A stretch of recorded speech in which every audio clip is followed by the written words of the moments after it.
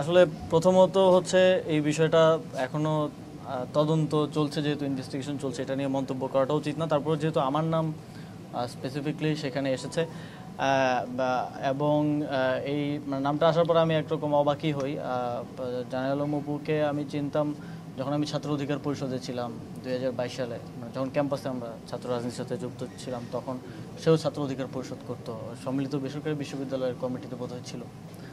তখন চিনতাম, কিন্তু গত 2024 সালের 5ই আগস্টের পরে তার সাথে আমার কখনো কথা বা দেখা হয়নি। আপনি পদত্যাগ করছেন, তাই তো? তফসিলের ঘোষণার আগে আপনি পদত্যাগ করবেন, বিষয়টি এরকম? হ্যাঁ, মোটামুটি এটা বলা যায়। এখন চূড়ান্ত সিদ্ধান্তটা অবশ্যই সরকারের উচ্চ পর্যায় থেকে আলোচনা করা হবে।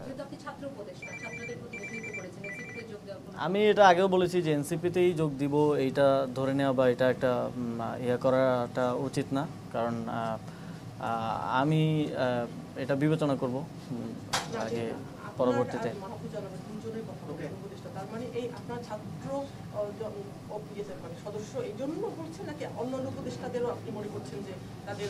উপদেষ্টা না, শুধু আমি মনে করি যে রাষ্ট্রীয় যে কোনো দায়িত্বে যদি এমন কেউ থাকেন যারা আগে রাজনীতি করেছেন বা সামনেও রাজনীতি করার পরিকল্পনা আছে কিংবা নির্বাচন করার পরিকল্পনা আছে, তাদের কারোই সরকারে থাকা উচিত না। নির্বাচন করার পরিকল্পনা কিংবা রাজনীতি করার পরিকল্পনা, শুধু নির্বাচন করলেই যে পক্ষপাত হইতে পারে এটা তো ইয়া না। কেউ যদি রাজনীতিও করে সরকারের থেকে, তাহলে সেও তো নির্বাচনকে প্রভাবিত করতে পারে। সে নিজে নির্বাচন না করেও তো নির্বাচনকে প্রভাবিত করা যায়, তাই না?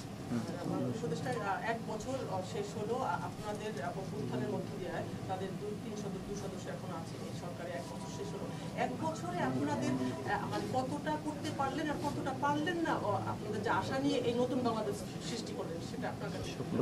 এখন পর্যন্ত তো জাতীয় এসপেক্টে যদি বলি, তাহলে না পারার পাল্লাটাই হয়তো ভারী। বাংলাদেশের মানুষ অভ্যুত্থানের সুফল পেয়েছে, তবে আমাদের সরকারের কতটা সুফল পেয়েছে, কিছু জায়গায় আমাদের অর্থনীতিতে অনেক ভালো হয়েছে, দ্রব্যমূল্য নিয়ন্ত্রণে আছে। এর বাইরেও গণঅভ্যুত্থানের আকাঙ্ক্ষার জায়গা থেকে অনেক আকাঙ্ক্ষাই পূরণ হয়নি, আবার অনেক আকাঙ্ক্ষাই এই সরকার পূরণ করার চেষ্টা করেছে।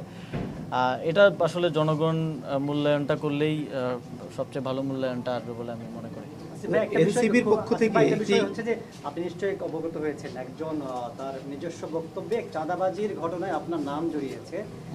এই বিষয়ে আপনার আসলে প্রথমত হচ্ছে এই বিষয়টা এখনো তদন্ত চলছে, যেহেতু ইনভেস্টিগেশন চলছে, এটা নিয়ে মন্তব্য করাটা উচিত না। তারপর যেহেতু আমার নাম স্পেসিফিকলি সেখানে এসেছে এবং এই নামটা আসার পর আমি একরকম অবাকই হই।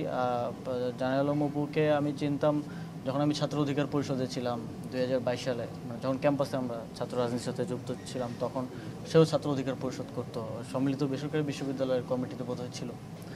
তখন চিনতাম, কিন্তু গত 2024 সালের 5ই আগস্টের পরে তার সাথে আমার কখনো কথা বা দেখা হয়নি।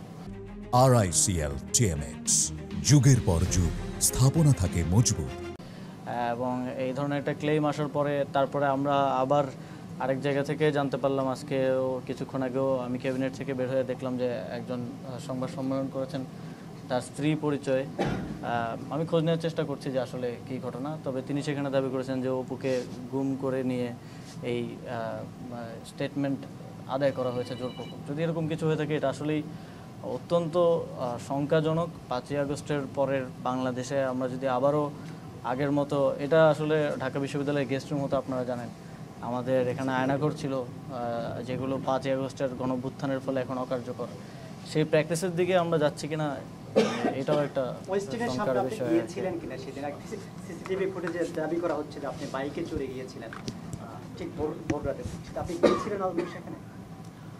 আমি মাঝে মধ্যেই আমার রাতে যখন কাজ শেষ হয়, প্রায় কখনো কখনো ভোর হয়ে যায়, আমি রাতে খাওয়া দাওয়া, ওই সময় বাসায় আসলে খাওয়া দাওয়া দেওয়ার মতো কেউ থাকে না খাবার। তো আমি মাঝে মধ্যে বেশিরভাগ সময় যাই 300 ফিটের নীলা মার্কেট বলে একটা জায়গা আছে, আপনারা জানেন, ওখানে হাঁসের মাংস খুব ভালো পাওয়া যায়। তো ওইখানে হয়তো যাই 4-5 জন মিলে। তো আবার মাঝে মধ্যে ওইটা আবার বেশি ভোর হয়ে গেলে বন্ধ থাকে, তখন ওইদিকে ওয়েস্ট ইন্ডে যাওয়া হয়। তবে এক্সাক্ট ওই দিন আমি গিয়েছিলাম কিনা বা সেখানে ছিলাম কিনা, এটা আমার যেটা দেখা যাচ্ছে সেটা কি আপনি কি না 17 জুলাই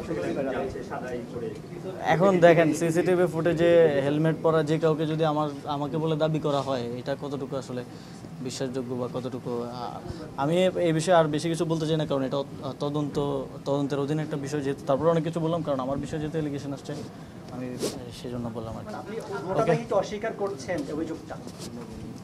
হ্যাঁ, এর সাথে ভাই আমার কোনো ধরনের সম্পৃক্ততা নাই, এবং আমার মনে হয় না এখনও কেউ এরকম কোনো প্রমাণ দিতে পেরেছেন আমার সম্পৃক্ততা আছে। বরং আরও যা সাক্ষাৎকার নেওয়া হয়েছে, এই সাক্ষাৎকারটা একজন রাজনৈতিক নেতার বাসায় একজনকে জোরপূর্বক নেওয়া হয়েছে বলে যে অভিযোগ এসেছে এটাও অত্যন্ত গুরুতর একটা অভিযোগ, এবং সেটা পরিবারের দিক থেকে এসেছে, যথেষ্ট রিলায়েবলও এখন পর্যন্ত মনে হচ্ছে। তো এর সাথে যে আমার সংশ্লিষ্টতার যেই কথা বলা হচ্ছে এটা সম্পূর্ণ রাজনৈতিক উদ্দেশ্য প্রণোদিত, এরকম অনেক কিছু আপনারাও ইতিপূর্বে দেখেছেন, আমরা সেগুলো ডিবাঙ্ক করেছি এবং এখন দেখছেন, সামনেও হয়তো দেখবেন, এই আর কি। ধন্যবাদ।